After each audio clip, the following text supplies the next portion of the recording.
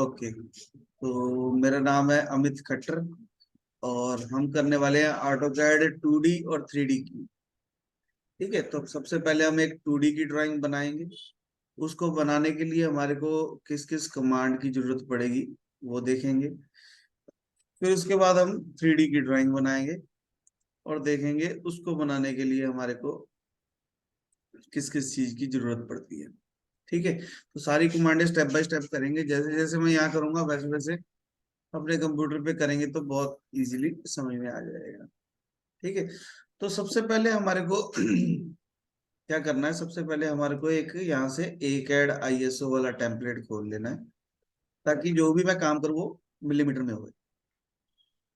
ठीक है, दूसरी चीज जो हमारे को पता होनी चाहिए कि अगर मेरे को 2D या 3D में काम करना है तो हमारे पास यहाँ पे वर्कस्पेस स्विचिंग के अंदर 3D मॉडलिंग है। यहाँ पे 2D की भी कमांडें आ रही हैं, 3D की भी आ रही है।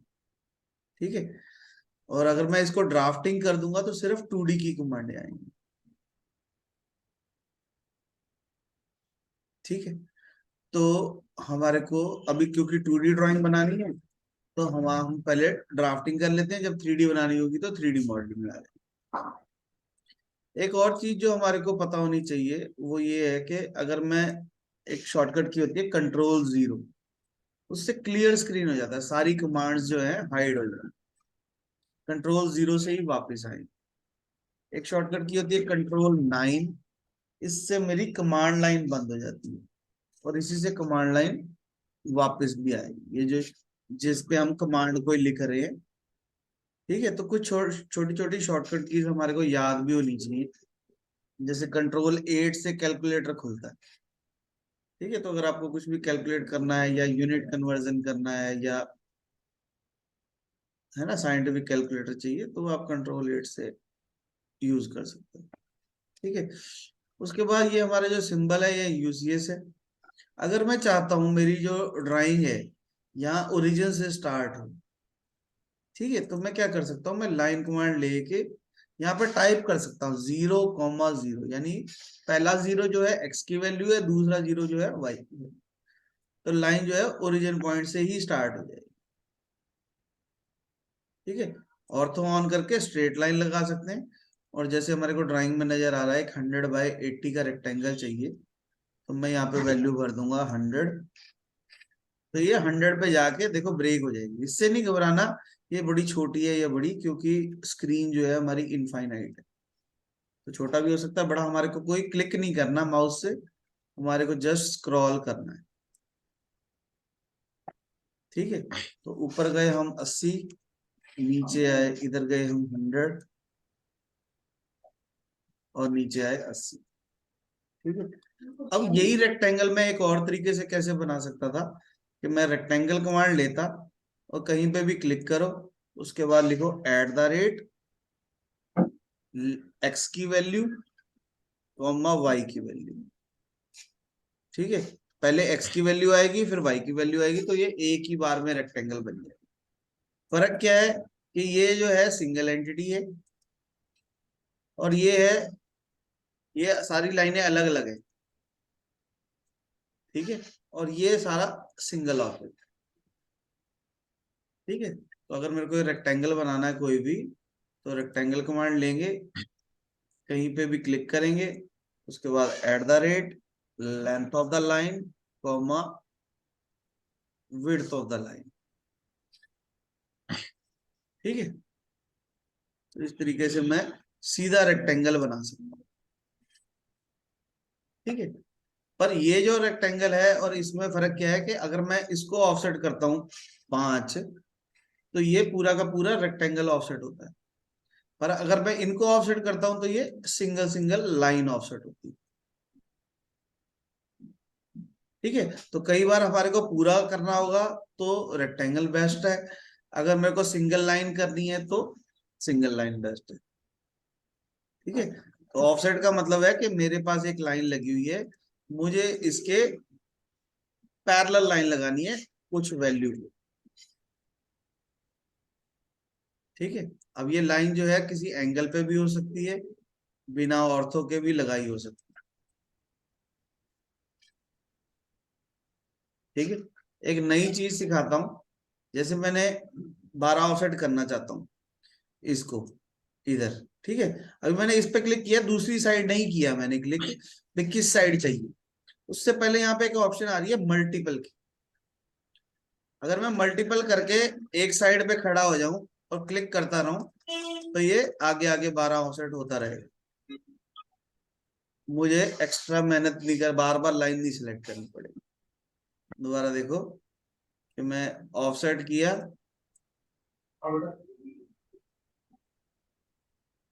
10, इसको ऑफसेट करना चाहता हूँ, मल्टीपल कर दिया तो ये बार बार मैं इसको ऑफसेट कर सकता हूँ। ठीक है, कल हम क्या कर रहे थे, पर इसमें मैं दूसरी कोई लाइन नहीं सिलेक्ट कर सकता। ठीक है ना, तो जिसको मैंने सेलेक्ट कर लिया वही हो सकता है सिर्फ। ठीक है नी,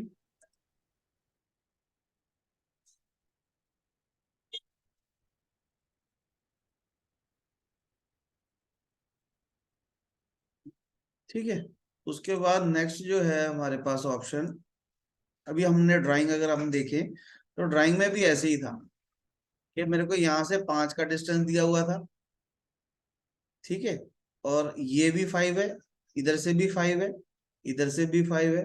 अगर हम यहाँ पे देखें 195, दैट मीन इधर भी 5 है और इधर भी, तो हमने 5 5 का ऑफसेट कर।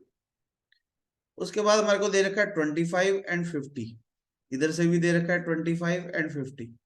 अगर मैं ड्राइंग को थोड़ा ध्यान से पढ़ने लग जाऊं तो मेरा बहुत सारा टाइम सेव हो जाएगा। ऑफसेट मैंने किया 25, इसको इधर किया, इसको इधर किया, ये 25 वाली लाइन लग गई, ये 50 वाली लाइन लग गई। ऐसे ही अगर मैं इसको भी कर दूं 25 और फिर से 25 कर दूं तो ये 25 वाली लाइन लग गई, 25 को और आगे कर देंगे तो 50 हो जाएगा। ठीक है, थोड़ा सा हमारे को अपना दिमाग भी लगाना है। अदरवाइज मैं ऐसे भी कर सकता था कि पहले 25 को ऑफसेट कर दो फिर 50 को। अब ये लाइनें मैंने क्यों लगाई, ताकि ये जो पॉइंट है, ये जो पॉइंट है और ये जो पॉइंट है, इनको मैं मिला सकूं। तो लाइन कमांड लेके ऑब्जेक्ट स्नैप ऑन होना चाहिए, ऑब्जेक्ट स्नैप में इंटरसेक्ट भी ऑन होना चाहिए। ठीक है, तो ये पॉइंट इंटरसेक्शन पॉइंट आ गया, इंटरसेक्शन पॉइंट आ गया, इंटरसेक्शन पॉइंट। ठीक है, तो मैंने सिंपल लाइन कमांड लेके तीनों पॉइंटों को मिला दी। ये जो लाइनें हैं ये सिर्फ हमने ये पॉइंट क्रिएट करने के लिए लगाई थी। जैसे लेंटर डालते हैं ना, तो लेंटर डालते तो पिलर लगाते हैं, वो बस उसके हिसाब से वही है ये। जब इनका काम खत्म हो जाए तो इनको मैं डिलीट कर सकता। ठीक है, तो ये हमारा शेप बन गई वैसी। अब यहाँ पे ध्यान से देखें तो एक 5 का रेडियस लगा है, एक 10 का रेडियस लगा है और एक 25 का लगा, यानी कि मैं फिलेट लगा सकता हूँ। लास्ट ट्यूटोरियल में भी हमने देखा था कि फिलेट कैसे लगाते हैं, कि अगर मेरे पास कोई भी दो लाइनें हैं, ठीक है, कोई भी दो लाइनें हैं, तो मैं उनके बीच में फिलेट कमांड लेके रेडियस वैल्यू दूंगा, एंटर, और दोनों लाइनों को सिलेक्ट कर लूंगा। ठीक है, तो उसके बीच में 12 mm का रेडियस लग जाएगा। ठीक है, ऐसे ही मुझे यहाँ पे 50 का चाहिए, यहाँ पे 10 का चाहिए, यहाँ पे 5। ठीक है, तो हम फिलेट कमांड लेते हैं, रेडियस 5। ठीक है, और दोनों लाइनों को सिलेक्ट कर लेंगे। फिर से दोबारा फिलेट कमांड लेनी पड़ेगी क्योंकि हमारे को रेडियस चेंज करना है। तो दोनों लाइनों पे क्लिक करेंगे तो रेडियस लग जाएगा।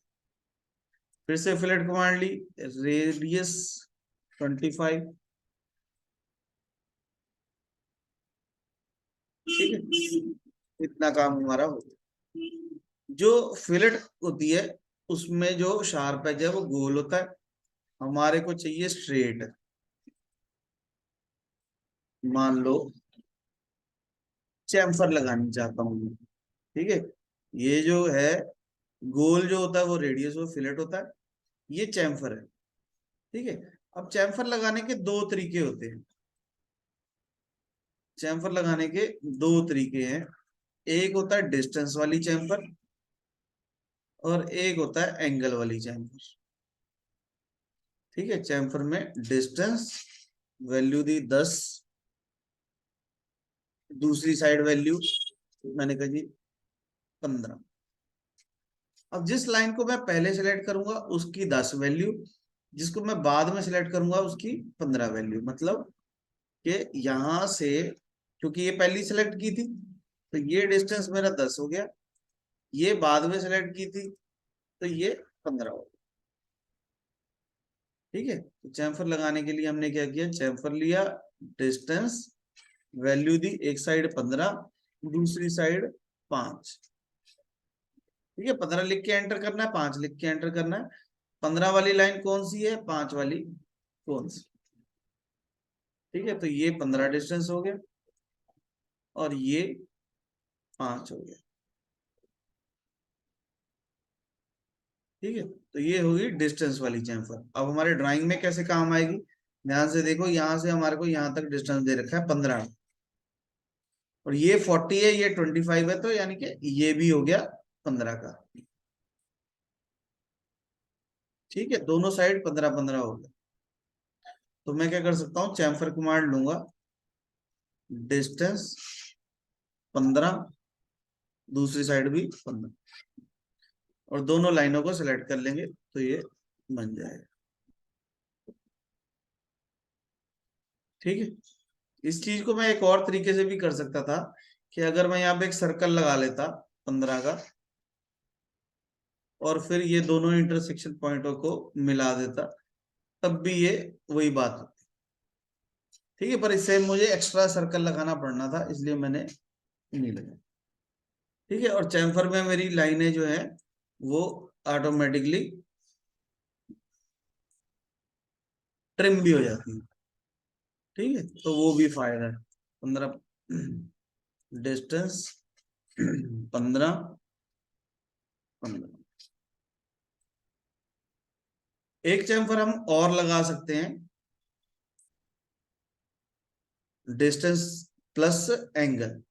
ठीक है, तो 10 का डिस्टेंस है, 45 का एंगल है। वो कैसे लगेगी, मेरे पास दो लाइनें लगी हुई हैं, मैं चैम्फर लगाना चाहता हूँ एंगल पे, 10 का डिस्टेंस है, 45 का एंगल, तो दोनों लाइनों को सिलेक्ट करेंगे तो 10 का डिस्टेंस आ जाएगा। अब ये याद रखना है कि जिस लाइन को मैं पहले सेलेक्ट कर रहा हूं उसका डिस्टेंस है और एंगल भी उसी का है, यानी कि जिस लाइन को मैंने पहले सेलेक्ट किया उससे इस लाइन का एंगल जो है वो 45 डिग्री हो। तो हमारे को ये जरूर देखना है कि हमारे को डिस्टेंस किस साइड का दिया हुआ है।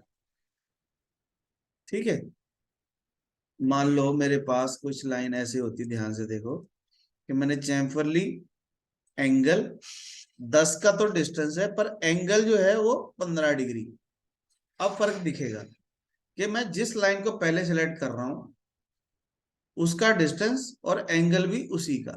दैट मीन्स 15,000 डिस्टेंस है वो ये है, ओ सॉरी 10 का, और एंगल जो है वो इसी लाइन से है।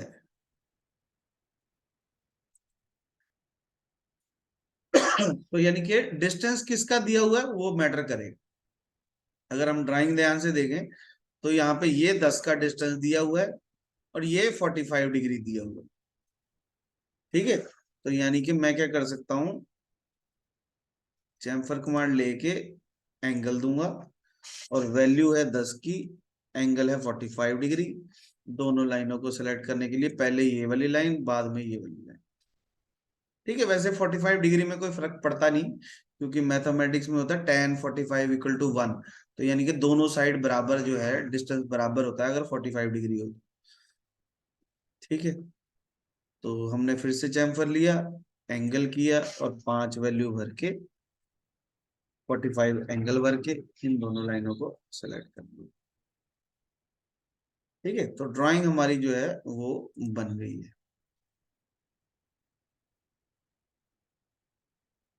ठीक है, समझ में आई बात। एक चीज और समझो, ये जो हमारा माउस का माउस है ना, अगर मैं इसके स्क्रॉल वाले बटन को दबा के रखता हूं तो ये पैन होता है। अगर मैं लेफ्ट वाले बटन को दबाता हूं तो ये सिलेक्शन हो रही है, इसको बोलते हैं लेसो सिलेक्शन। ये लेसो सिलेक्शन है। लेसो सिलेक्शन में जितना पोर्शन को मैं सिलेक्ट करूंगा उतना ही पोर्शन सिलेक्ट होगा। ध्यान से देखो, इसको मैंने माउस के लेफ्ट बटन को दबा के रखा हुआ है, और जहां जहां मैं जाता जाऊंगा उतने पोर्शन को मैं सिलेक्ट कर सकता हूँ। ठीक है, लेसो सिलेक्शन से। अगर मैं माउस के बटन को दबा के नहीं रखता, एक क्लिक मैंने यहाँ किया, दूसरा क्लिक मैंने यहाँ भी किया, तो ये पूरा का पूरा सिलेक्ट हो जाता है। एक चीज और ध्यान देने वाली है, ध्यान से देखना, ये ब्लू विंडो आती है एक, जब मैं लेफ्ट टू राइट जाता हूं तो ब्लू आती है, जब मैं राइट टू लेफ्ट आता हूं तो ग्रीन आती है। तो इसमें भी फर्क है। ब्लू विंडो के अंदर जो चीज कंप्लीट आएगी, ध्यान से देखो, जो चीज ब्लू विंडो के अंदर पूरी आएगी सिर्फ वही सिलेक्ट होगी। ब्लू विंडो के अंदर जो चीज कंप्लीट आएगी सिर्फ वही सिलेक्ट होगी। पर ग्रीन विंडो के साथ जब मैं राइट टू लेफ्ट आता हूं, अगर कोई चीज जरा सी भी टच हो जाती है तो वो सिलेक्ट हो जाती है। तो यानी कि अगर मुझे सारा सेलेक्ट करना है तो ग्रीन से करो, अगर किसी पर्टिकुलर चीज को करना है तो एक क्लिक यहाँ और एक क्लिक यहाँ, कि वही चीज बीच में आए ब्लू विंडो के, बाकी का अगर थोड़ा सा भी पोर्शन बाहर है तो वो चीज सिलेक्ट नहीं होगी। ठीक है, जब हम राइट क्लिक करते हैं, ठीक है, तो यहाँ पे हम ऐसे विंडो बना सकते हैं। ठीक है, एक और चीज देखो बड़ी मजेदार, कि ऑटो कैड में अगर मैंने किसी डिमेंशन पे क्लिक किया, ठीक है, लीनियर डिमेंशन है ये, और मैंने राइट क्लिक करके सेलेक्ट सिमिलर कह दिया तो सारी डिमेंशन सिलेक्ट हो जाएंगी। ठीक है, अगर मैंने एंगल वाली डिमेंशन पे क्लिक करके राइट क्लिक करके सिलेक्ट सिमिलर कह दिया तो वो सिलेक्ट हो जाए। तो इससे सिलेक्शन थोड़ी सी जल्दी भी हो जाती है। ठीक है, अब मैंने ये फालतू की चीजों को डिलीट कर दिया, तो क्योंकि मेरी ड्राइंग जो है वो बन गई। ठीक है, तो अभी नेक्स्ट ट्यूटोरियल में इसके सेकंड पार्ट में हम देखेंगे कि इसी ड्राइंग को मैं 3D में कैसे कन्वर्ट कर सकता हूँ। बहुत आसान है, सिंपल 2-3 कमांडो से 3D में कन्वर्ट हो जाएगा। ठीक है, या इसी में बना देते हैं। चलो, अब हम क्या कर सकते हैं, इसी में अगर मुझे 3D में काम करना है तो मैं क्या करूंगा, सबसे पहले तो मैं वर्क स्पेस स्विचिंग को 3D मॉडलिंग में कन्वर्ट कर लूँ। तो ये हमारे पास 3D की कमांड आ रही। ठीक है, यहां से मैं 2D वायर फ्रेम की जगह मैं यहाँ पे शेडेड विद एज कर लूंगा, ताकि जब एक्सट्रूड हो तो मुझे नजर आए। ठीक है, और यहां से टॉप व्यू की जगह मैं कर लेता हूँ आइसोमेट्रिक व्यू, ताकि मुझे एक्स वाई और जेड तीनों नजर आने लग जाए। ठीक है, सिंपल है। अब मैंने पहले भी बताया हुआ है कि किसी भी चीज को 3D में कन्वर्ट करने से पहले, यानी कि एक्सट्रूड करने से पहले, उसको रीजन करना जरूरी होता है। ठीक है, तो जैसे ही मैं रीजन कमांड लेके इस सारे को सेलेक्ट करूंगा तो दो रीजन बन जाएंगे। एक रीजन ये, एक रीजन ये भी बनना चाहिए था, ये हमारे सिलेक्शन सही नहीं करी। दोबारा कर लेते हैं, रीजन कमांड लेके इन चारों लाइनों को सिलेक्ट कर लो। ठीक है, तो यहाँ पे एक रीजन ये बाहर वाला बन गया, एक रीजन अंदर वाला बन गया। ग्रिड को मैं बंद कर सकता हूँ थोड़ी देर के। ठीक है, रीजन करने से क्या हो गया, वो क्लोज बाउंड्री बन गई। ठीक है, अगर इसको मैं 2D वायर फ्रेम में देखता तो कोई फर्क नहीं नजर आना था, पर ये देखो सारा जुड़ गया। ठीक है, शेडेड करेंगे तो हमारे को सही से नजर आने लग जाएगा। अगर मैं ड्राइंग ध्यान से दिखाऊं तो नीचे वाला जो रेक्टेंगल है उसकी थिकनेस 10 है, ऊपर वाले की है 15। ठीक है, तो मैं क्या करता हूँ, इस एक्सट्रूड कमांड लेके पहले जो जिसकी वैल्यू ज्यादा है उसको कर लेते हैं एंटर 15, और इसको एक्सट्रूड कर लेते हैं, extrude command object select enter, इसको कर लेते हैं 10। ठीक है, पर अगर मैं इसको वायर फ्रेम में दिखाऊं तो ये अभी एक दूसरे के अंदर घुसे हुए हैं। यहाँ से फ्री ऑर्बिट कमांड लेके ये ग्रीन वाले के अंदर इस ड्राइंग को ले आना है, और मैं इसको बड़े प्यार से रोटेट करके देख सकता हूँ। ठीक है, ऑटो कैड में सबसे मुश्किल चीज इसको रोटेट करना ही है। तो जिसको रोटेट करना आ गया उसकी सारी प्रॉब्लमें सॉल्व हो जाएगी। ठीक है, एग्जिट किया, यहां से शेड करेंगे तो ये हमारे को दिख रहा है। अभी ये दोनों एक दूसरे के बीच में घुसे हुए हैं। ठीक है, तो यहाँ पे कमांड होती है हमारे पास यूनियन की। यूनियन कमांड लेने से क्या होगा, एक तो ये दोनों पार्ट जुड़ जाएंगे और कॉमन पार्ट जो है वो इसका मर्ज हो जाएगा। एंटर करूंगा तो अब अगर वायर फ्रेम करके देखो, अब इसके अंदर जो कॉमन पार्ट था वो मर्ज हो गया और जो हमारी मॉडल था वो हमारा बन गया। ठीक है, तो बहुत ही आसानी से हमने इसको 3D में कन्वर्ट कर लिया। यहाँ पे एक कमांड होती है कलर फेस, सॉलिड एडिटिंग के अंदर ऑप्शन होती है कलर फेस। तो जिस फेस पे मैं क्लिक कर दूंगा उसको मैं कोई भी कलर दे सकता हूँ। ठीक है, कलर फेस लो, फेस के ऊपर क्लिक करो, एंटर करो और इसको जो भी आपको कलर चाहिए वो दे सकते हैं। अगर मेरे को पूरे कोई कलर देना है तो इसको सेलेक्ट करो, कोई कमांड लेने की जरूरत नहीं है। ऑब्जेक्ट सेलेक्ट किया, राइट क्लिक किया, प्रॉपर्टीज में गए, प्रॉपर्टीज में यहाँ पे कलर आ रहा है और यहाँ से कलर जो भी चाहिए वो कलर चेंज कर सकते। ठीक है,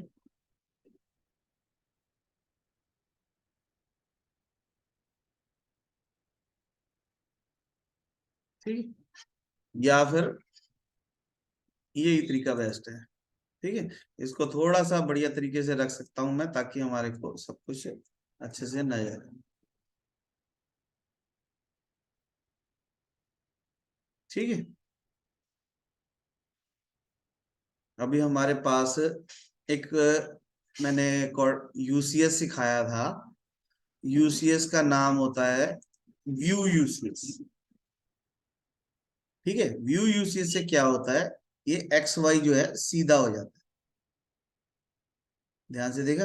अब इसका फायदा क्या हुआ कि अब मैं यहाँ पे एक 2D ड्राइंग बना सकता हूँ। ठीक है, यहाँ से हमने वैल्यू ले ली 80 की, इधर 100 किया, दोबारा ड्राइंग बना रहा हूं मैं। ठीक है, मैं ये दिखाना चाह रहा हूँ कि हम कितनी जल्दी इस ड्राइंग को बना सकते हैं। ठीक है, ऑफसेट किया हमने 5 का चारों साइड। ठीक है, फिर से ऑफसेट किया हमने 25 का।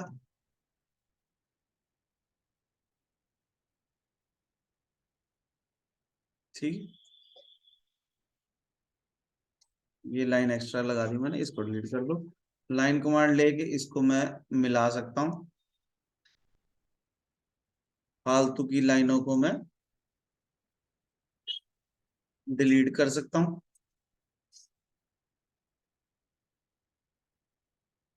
ठीक है, फिलेट कमांड लेके रेडियस मुझे आता है 25 लिखा हुआ है तो पहले 25 वाला लगा लेते हैं। फिलेट कमांड ली, रेडियस यहाँ पे देखो लिखा हुआ आ रहा है, अगर 10 चाहिए 10 लिख दो, 10 वाला लगा दो। फिर से फिलेट, रेडियस 5 चाहिए तो 5 वाला लगा। ठीक है, चैम्फर कमांड थी, ये फिलेट के साथ ही होती है चैम्फर। अगर तो डिस्टेंस वाली लगानी है तो 15 का डिस्टेंस है, 15 का, दोनों लाइनें सेलेक्ट कर लो। फिर से चैम्फर, एंगल है तो 5 का डिस्टेंस और 45 का एंगल इधर लगी हुई है। ठीक है, एंगल 10 का डिस्टेंस, 45 का एंगल तो इधर लगी हुई है। ठीक है, तो ये हमारी 2D ड्राइंग भी बन गई और हमारी 3D ड्राइंग भी बन गई। ठीक है, अगर इसका साइड वाला व्यू बनाना है तो वो भी बड़ा आसान है। ध्यान से देखना कि मैंने लाइन ली, इस पॉइंट पे आया पर मैंने क्लिक नहीं किया, मैं इसको ड्रैग कर लिया थोड़ा सा, यहाँ पे एक डॉटेड लाइन आ गई, यानी कि उसकी सीध आने लगी। ऐसे ही मैंने यहाँ पे क्लिक किया, क्लिक नहीं किया, और वैल्यू हमारे को पता है 10। फिर यहाँ पे गया, क्लिक नहीं किया, जस्ट माउस को ड्रैग किया। ठीक है, दोबारा कर रहा हूं मैं, मैंने लाइन कमांड ली, यहाँ पे मैंने क्लिक नहीं किया, जस्ट माउस को लेके गया और ऐसे डॉटेड ऊपर ले गया, तो मुझे पता 5 है, और मैं इधर गया, फिर मैंने यहाँ पे कर्सर लेके गया, क्लिक नहीं किया, जस्ट ड्रैग किया।